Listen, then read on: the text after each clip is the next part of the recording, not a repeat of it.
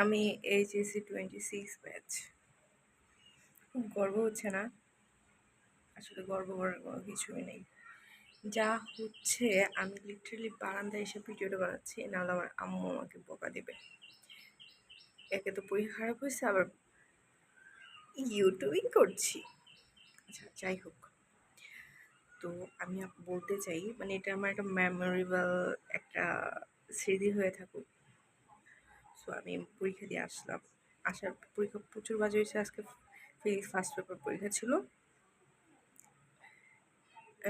এসে নামাজ পড়লাম, গোসল টোসল করে খাওয়া দাওয়া করে নামাজ টামাজ পড়ে এই যে ভিডিওটা বানাচ্ছি বারান্দায় এসে। লিটারেলি বাইরে বৃষ্টি, অন্ধকার। তো আমি এটা বলতে চাই যে আমাদের যে সিচুয়েশনটা হয়েছে, এটা যেন আর কোনো ব্যাচের সাথে না হয়। আমাদের ট্রমাটাইজ করার জন্য এগুলো করা হচ্ছে। আমি প্রথম দিকে বলতে চাই, একে তো আমাদের বাংলা ফার্স্ট পেপার পরীক্ষা দিছে, ভাই প্রথম পরীক্ষাটা স্ট্যান্ডার্ড করতো।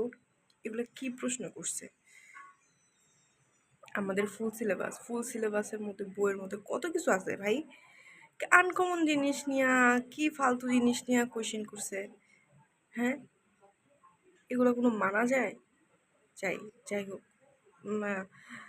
বাংলা সেকেন্ড ফার্স্ট পেপার এত ফেল, এটা নিশ্চিত এমসিকিউতে। সেকেন্ড পেপার পরীক্ষাটা দিলাম, ভালো যাক। ইংলিশ ফার্স্ট পেপার পরীক্ষাটা তারপর মোটামুটি দিলাম, যাক পাস করব। ইংলিশ সেকেন্ড পেপারে আবার কী করলো, কম্পোজিশন প্যারাগ্রাফ, যেগুলা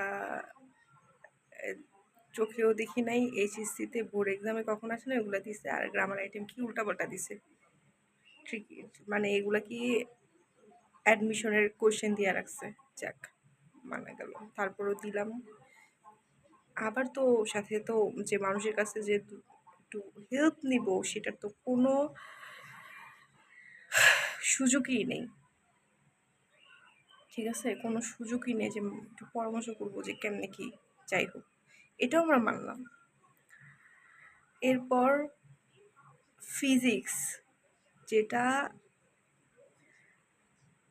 সায়েন্স গ্রুপ যারা আছে তারা বুঝবে যে এইচএসসির ফিজিক্সটা যে কত টাফ। আর ফার্স্ট পেপারটা তো আমাদের একদিন দেওয়া হলো।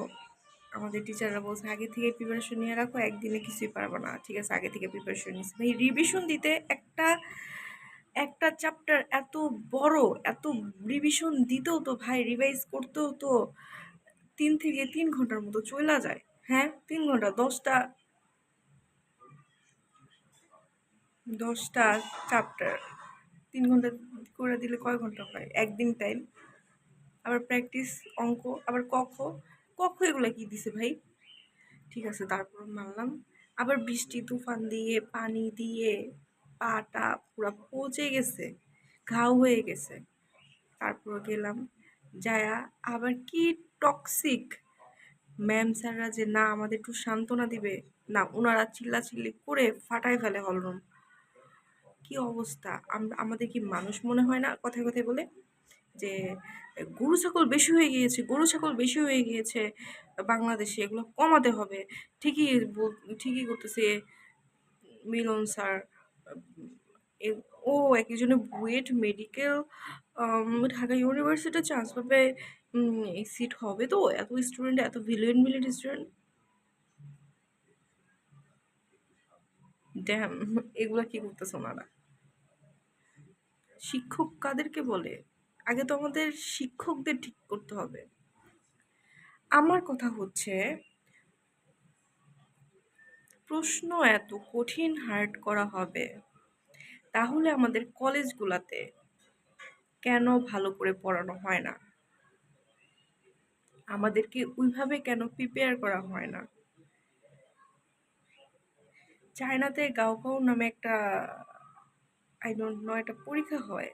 হ্যাঁ, ওইটা দিয়ে তারা ইউনিভার্সিটি, আমাদের এইচএসসি পরীক্ষার মতোই দেখি যে সকাল থেকে সন্ধ্যা অবধি ওরা ঘুমানো পর্যন্ত তাদের টিচাররা ঠিক করে দেয়, এই পরে এইভাবে বুঝাই দেয়। তারপরে ওরা ভালো কিছু করতে পারে। বাংলাদেশে কি? হ্যাঁ, বাংলাদেশ শুধু কোয়েশ্চেন কঠিন করবে, আর যদি ফেল করে খারাপ করে স্টুডেন্টরা পড়ে নেই, তাহলে শিক্ষক হয়েছে কেন মানুষ? শিক্ষকরা যদি নাই পড়া স্টুডেন্টরা কীভাবে পড়বে? নামের কলেজে পড়ি আমরা, আর সরকারি কলেজগুলোতে তো কোনো কথাই নাই। শুধু আমাদের ইন্টার ফার্স্ট ইয়ার ধরা হয়, ইন্টার সেকেন্ড ইয়ার ধরা হয় না। ইন্টার সেকেন্ড ইয়ারে প্রতিদিনই বলে যে পরীক্ষা হিসেবে পরীক্ষা হয়েছে, বাসায় পড়ো, বাসায় পড়ো, কলেজে এসে লাভ নেই।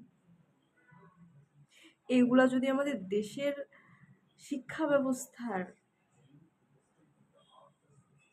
এত খারাপ দিক হয়, তাহলে স্টুডেন্টরা কিভাবে ভালো করবে? যেরকম প্রশ্ন করতে হবে এর আগে সেরকম আমাদেরকে প্রিপেয়ারিং করতে হবে যে এটা এইভাবে করো। যাই হোক, সেটাও বললাম। এখন কথা হচ্ছে, আমি আইসিটি পরীক্ষাটা যে দিলাম, আমি জানি না আইসিটিতে আমি পাস করবো কিনা। আমি ফিজিক্স পরীক্ষা ফেল, এটা আমি ক্লাসে বসে বসে কান্না করতে করতে আমি শেষ হয়ে গেছি। যাক, ভালো।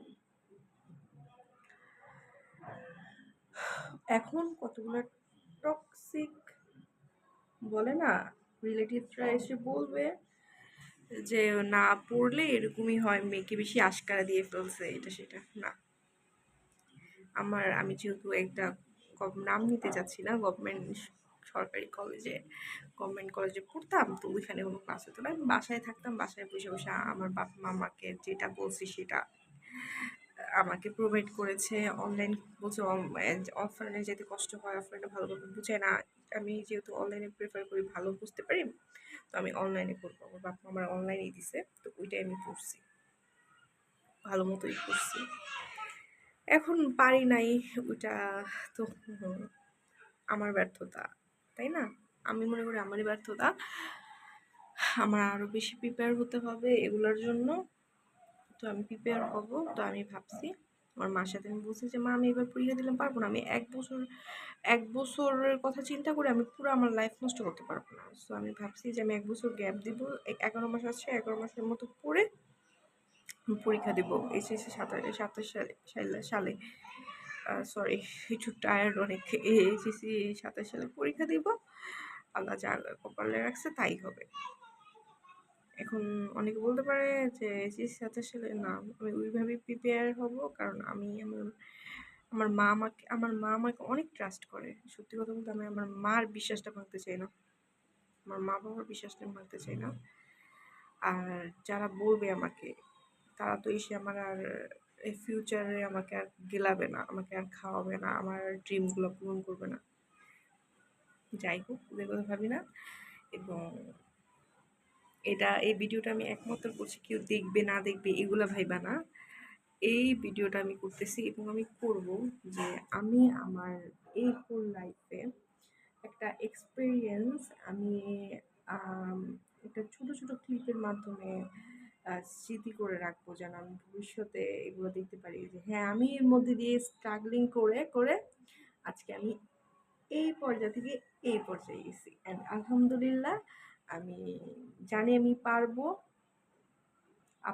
যারা আমার ভিডিওটা দেখবে আদৌ, তারা যেন আমার জন্য দোয়া করে, এটাই আমি